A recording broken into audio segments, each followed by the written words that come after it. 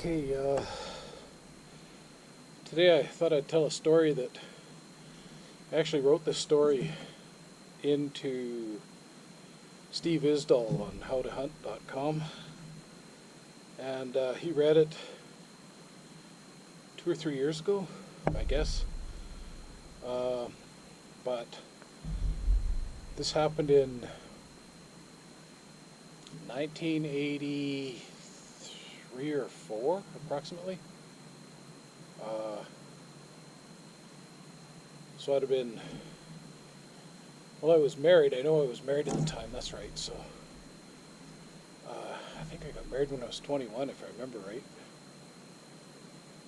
But anyways, I went on a riverboating trip with my friend and his dad. And his dad had this really cool made for riverboating. It was a flat bottom boat, but it was like kind of curved at the bottom, you know, and not sideways but lengthways, and it was made to push rivers with a prop motor. Well, that's all they had, you know, a long time ago. And it actually went really well with 3 guys in our gear. And we went about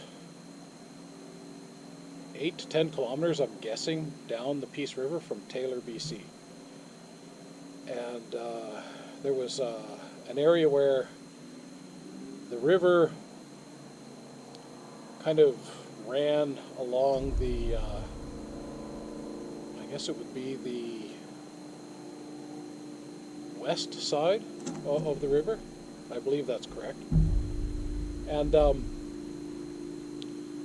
we parked at the end of that, like past it, and it looked like it was an old back channel in the river that maybe only ran through at high water.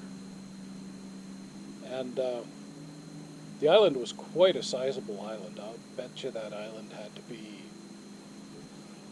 1.5 miles, possibly more, you know, maybe as long as 2 miles, but not much longer than that maximum. And so, you know, we'd all split up, and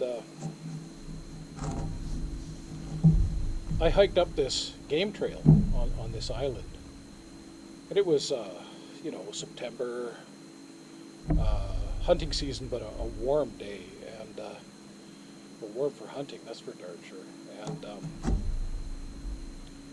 it was really well, this trail was like 3 feet wide, and it looked like, almost like a manicured trail in a public park setting. Like that's how, you know, well used this trail was. And I could see moose tracks, elk tracks, deer, black bear, and, well, other things I couldn't quite identify. I probably have a better time identifying them now. But so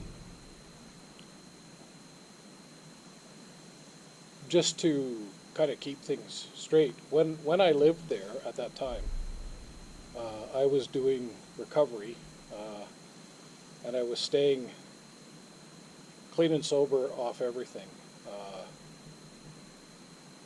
and I was kind of shaky. I was kind of new in my program, so I did relapse shortly after that time, but that was just about 40 years ago. I moved to Prince George August 23rd of 1985 from Fort St. John with my wife and my son, who was 6 months old at the time, my oldest son. And so at that time, I was married, but I didn't have a kid yet, so my wife might have actually been pregnant with my son at that time. So anyway, I'd gone on this hunting trip, and all I had in the way of a rifle was Winchester Model 94 .22 Magnum, which, you know, big enough for, well, grouse, well, and but not really legal for big game. But anyways, you know, I didn't think I was going to get anything anyways, you know. It was just kind of more, I guess, to carry, so have something to carry than, you know, an actual, you know, I probably would have shot a grouse if I would have seen one. But anyway, so I'm hiking up this trail on this island, and the trail runs. I'm at the downriver end of the island, and this, like I say, this huge back channel that's mostly dry. There's a bit of water, it's mostly dry, and it's quite big. And on the east side of the river, there's like cliffs, kind of like dirt, sandstone kind of cliffs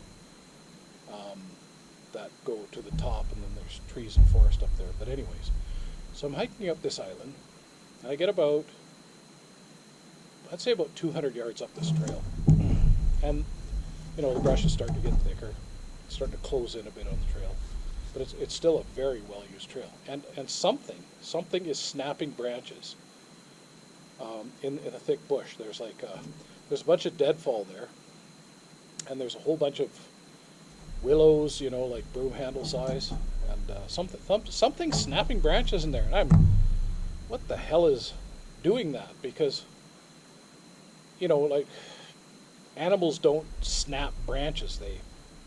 They might snap branches when they run away and step on them or something, but they don't just sit there and snap branches. Something's sitting there and snapping branches. And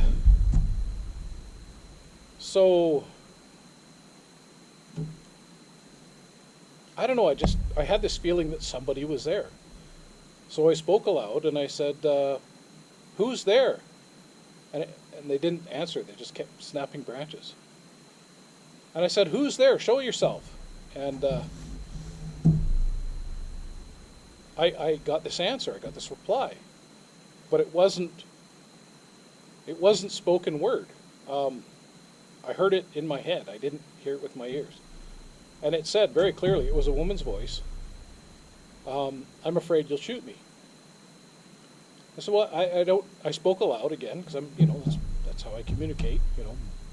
At that time, that's for damn sure. And I says, I don't shoot people. I'm hunting moose and elk and deer and grouse and things like that, but I don't shoot people. So I said, show yourself. And she did. And she raised her head up, and like, to be standing on the same level of ground I was, she had to be 9 feet tall to be able to stand up and show her head. And she had a hair-covered head, and but also kind of a hairy face. She had the kind of, you know, cone-shaped head, and she looked pretty much identical to the Pattison Gimlin Bigfoot, Patty. She looked like that, and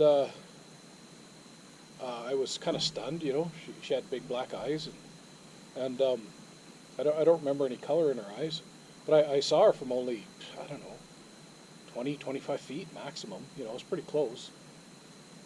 And she was communicating with me, and she communicated that she was looking for a man, like, and she somehow communicated that she was looking for intimacy, you know, with words and feelings, and the first thought in my head was, damn, she is ugly, like something to that effect. But anyway, she caught it, and I could tell from her emotion that it really hurt her feelings. And I apologize, but it was too late. The harm was already done. Like, you know, I'm not used to having to check my thoughts, my thought processes. Just, you know, kind of, you know, like, I just thought it. You know, there was no one thinking it, right? And then I explained. I said, well, I'm married. And she said, what does that mean? And I said, well, it means that I'm committed to a human female in holy matrimony. You know, it's an institution that is,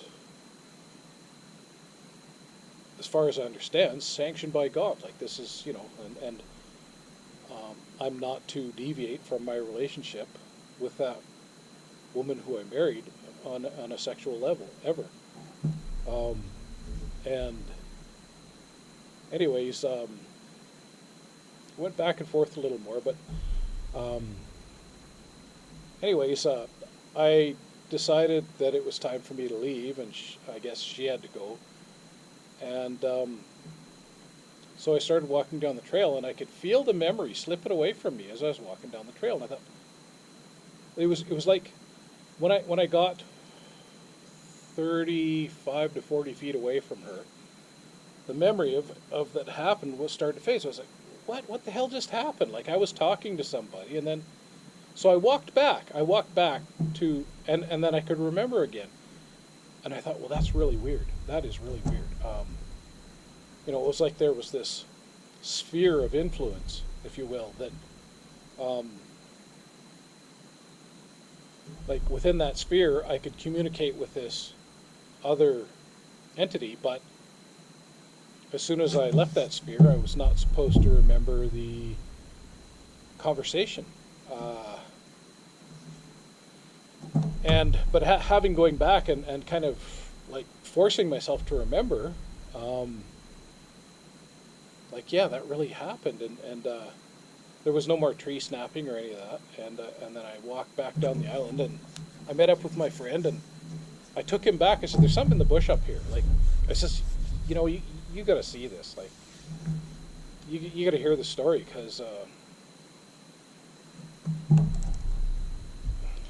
anyway, I was kind of nervous to tell him, because well, I didn't think he'd believe me. I thought he would think I was crazy, because it sounds crazy. And I mean, by the modern paradigm and narrative, it really does sound crazy, but that doesn't mean it didn't happen. It did happen. And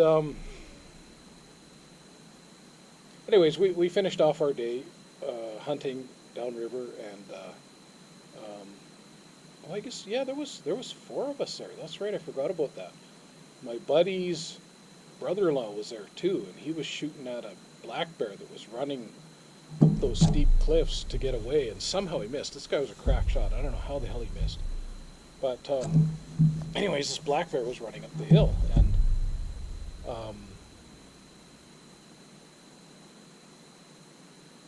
so we had a bit of excitement. That was on the other side of this kind of spit of water that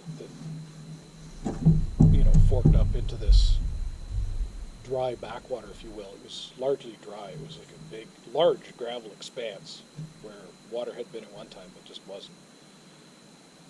And that river, by the way, is controlled by a dam, or I believe it is up there. Maybe it isn't. I don't know. I'm not 100% sure about that. It does rise and fall, like, depending on weather and the time of year, that kind of thing. And quite a dramatic difference between high water and low water. But anyways, and all muddy water too, and lots of jackfish in there at that time. Probably still is. So, I kept that story to myself for many, many years. And I finally wrote it up, and I sent it into Steve Isdall, and I must have sent 20. That's probably a conservative estimate of how many of my experiences I have sent him. And I know he's read at least 10. I've thought a lot about that experience, because I've been watching, lots of YouTube channels about this subject to try and figure out what the hell is going on. And I've tried to have a pretty diverse array of information to, see if I can cross-reference anything, if anything. And well, what I found was I watched Stephen Quayle for years, and then his understudy, I believe his understudy, is Timothy Alberino. And this is one articulate speaking and very well spoken, very well researched, and he wrote a book called Birthright. I bought that book, but I've watched, he's got a number of videos on YouTube dedicated to this issue, and as long as they haven't been taken down for any reason, they should still be there. But he talks a lot about Gen 6 and the product of those. But he also talks about this thing about our elder siblings. And what he talks about is that, you know, like, we know, and apparently the Bible tells us, and different things that are about, like the Book of Enoch, it indicates that God created other beings. He didn't just create humans and that's it. He created basically angels, which I believe were formed like out of the ether, really. You know, he just pulled things together and created these powerful entities to serve him. And this is why we were created too, to serve God. And well, the understanding is that God created another version, you know, that in his own image, before he created us, and possibly after too. He may have created a number of these, like, but there is information that he did at least create one other version, and I suspect that this these elder siblings who are created in God's image, who are very similar to us physiologically, they're actually compatible enough with us that. Now the thing is, my understanding of what the Bible says is that God, he delegated 200 angels to watch over earth and mankind. And, you know, I have no idea how populated the earth was at the time, how advanced civilization was. There could have been more people on the earth at that time than there is now. You know, it's not known, it's not recorded. And, well, if it was that way, that information's been covered up. But what we know, there was previous civilizations, and there's evidence that they were far advanced to us, technologically speaking, and possibly in other areas too. And so that the Watchers took human women for wives, and, you know, most people know that story and are probably just kind of tired of it. But